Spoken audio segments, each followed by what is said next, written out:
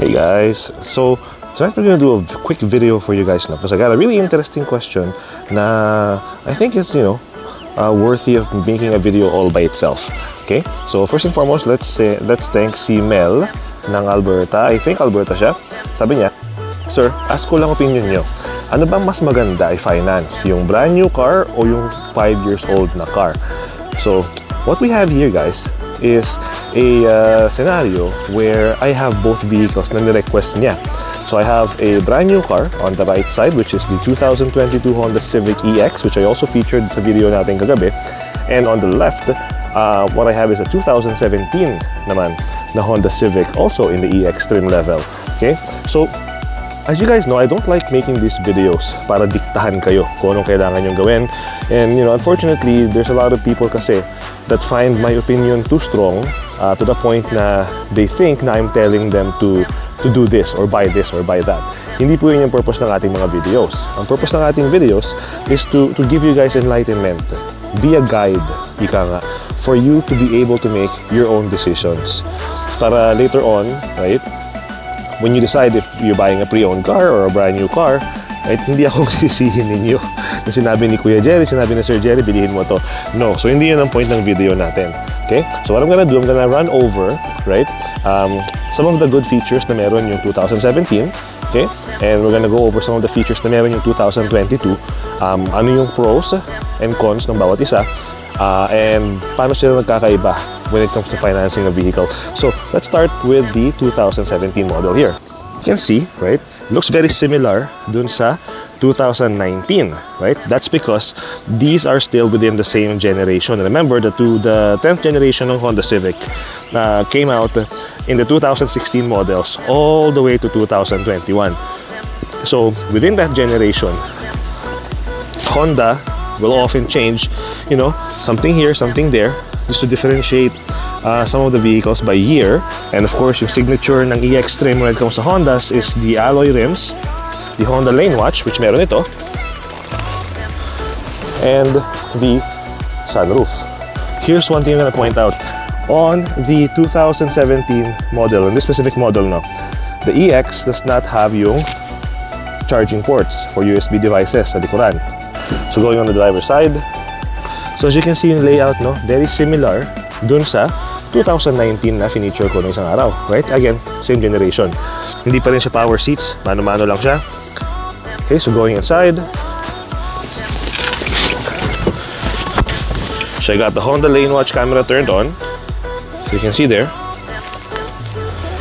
Now on the 2017, yung infotainment system niya, medyo iba yung layout. This one actually was not very popular noong una siya lumabas because nawala yung knob.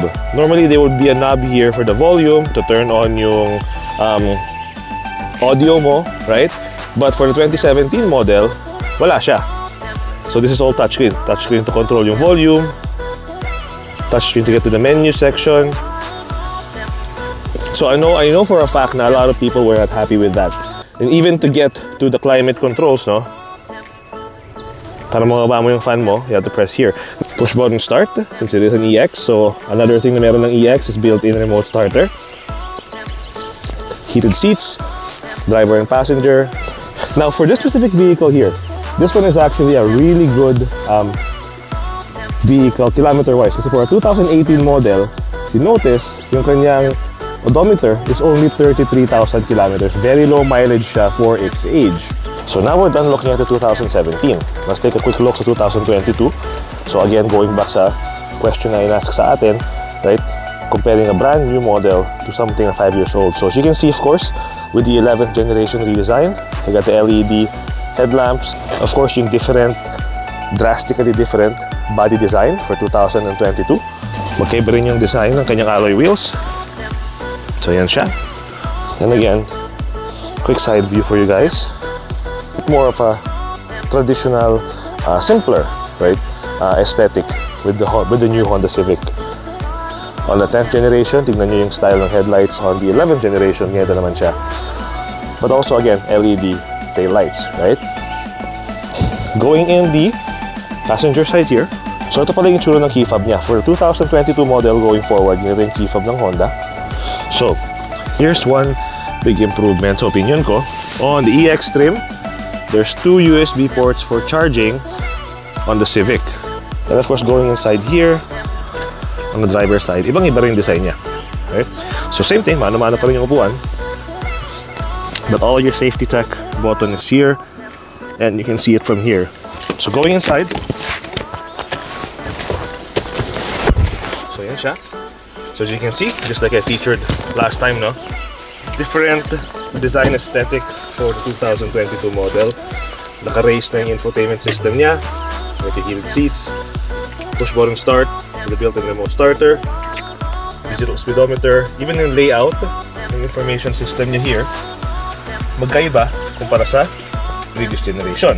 Again, the one improvement na I am always gonna point out when it comes to the 2022 na model, the EX, heated steering wheel. Big difference maker. Para sa ating mga nakatira sa mas malamig na klima. Going doon sa importanteng question sa point ng ating video. Anong mas magandang i-finance sa kanilang dalawa? And the answer is, it completely depends on the needs ng buyer.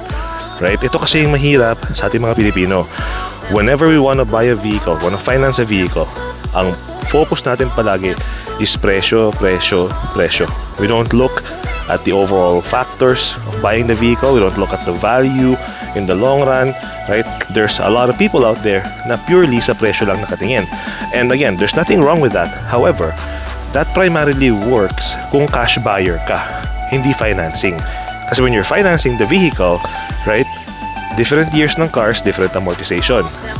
And of course, yung pinaka-importante, different people have different credit. So, for example, bumili yung kumpare mo ng brand new na Civic, ang credit score niya ay 850, right? Naaprubahan siya ng promotional interest rate. Ikaw, kung ang credit score mo ay 550, hindi ka maaprubahan ng brand new na Civic na EX. To base the answer, kung alin sa kanilang dalawang mas maganda, to base it purely on price, number, presyo, right? I'm not gonna comment on that. Kasi I'm a strong believer na it all depends sa pangangailangan mo as a buyer, and of course, since sa finance ako, kung anong maaprubahan sa'yo. Now, just to give everybody a basic idea, if you live in Alberta or any province na 5% ng PST, yun lang, ay 5% ng GST, walang PST, okay? If you were to finance the 2022 Honda Civic on the right, yung EX, you're looking at an approximate payment of 230 bi-weekly on an 84-month term with 0 down payment on approved prime credit. Okay? On the 2017 naman, dahil sa age ng sasakyan, right? 5 years old na. So, hindi siya pwede sa 84 months. Kung papayag ang bangko sa 72 months, ito naman ang i-expect mo for payments niya. So, you're looking at approximately 216 bi-weekly, right? On a 72-month term with 0 down payment. When you're buying a vehicle, you have to look at the overall value, hindi lang palagi yung presyo, right? Yeah, the 2017 is technically cheaper, right? The 2022 EX is 30,831, while the 2017 model, right, is 25,488. So malaking diferensya ng price, okay? But here's one thing for you to consider. Is this going to be your first car? Is this going to be your last car? Kasi if it is your first car, right, as the stages of life progresses, eventually, kung bala kong magkaanak, magkapamilya, magpapalit ka ng sasakyan. When that time comes, right, if you purchased a 2017 vehicle in 2022, 5 years old na siya, kung iti-trade in mo siya 5 years later, it's going to be 10 years old. And yung kanyang trade-in value will significantly drop, right? Mahirap pa kamo nito, right? Kung nag-cashback ka ng malaki, right? Or meron kang tinagong negative equity from a previous trade-in, mas lalo kang mababaon if you pick the older vehicle, right?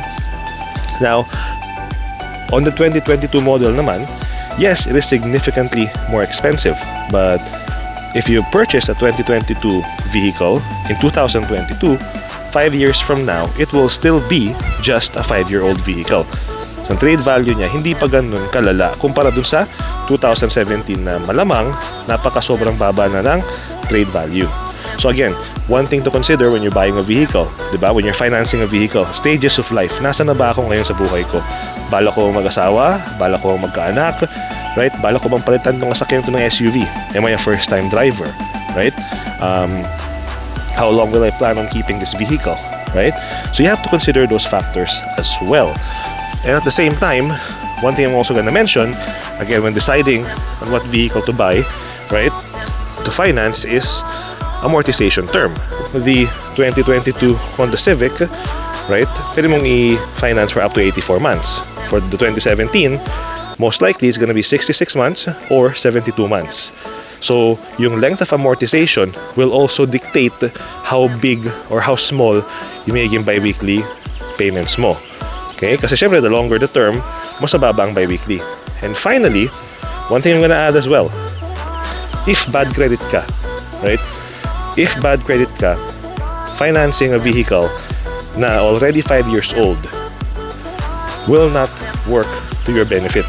Kasi sa mga subprime, aka mga bad credit na mga loan borrowers, the older the vehicle, the older the asset, the higher the interest rate na bibigay sa'yo, and the shorter the amortization. Okay? So if bad credit ka, nag-iisip ka, bibiliin ko na lang yung 2017 kasi mas mura, hep, right? That's where I come in as a finance manager. I will be able to determine kung maaprubahan ka ba for that vehicle given na bad credit ka. Finally, one last thing I'm gonna mention, features. Okay? On the 2022 model, right, if you're gonna be keeping the vehicle for a long time, then having the LED headlights, having the built-in remote start, having the heated steering wheel will bring you more benefit in the long run, especially if you live in a province na malamig like Saskatchewan or Manitoba, right? Yes, mas mura nga yung 2017 na Civic, it's also 5 years old, but the features will not be the same compared dun sa 2022 na model. Okay? So, those are things na you need to consider. Hindi lang yung presyo-presyo, hindi lang yung payment-payment. It will all depend sa credit mo as a consumer, as a loan borrower. Okay? And one last thing I am gonna mention, sorry, I keep saying one last thing, pero ito talaga huli na to, warranty.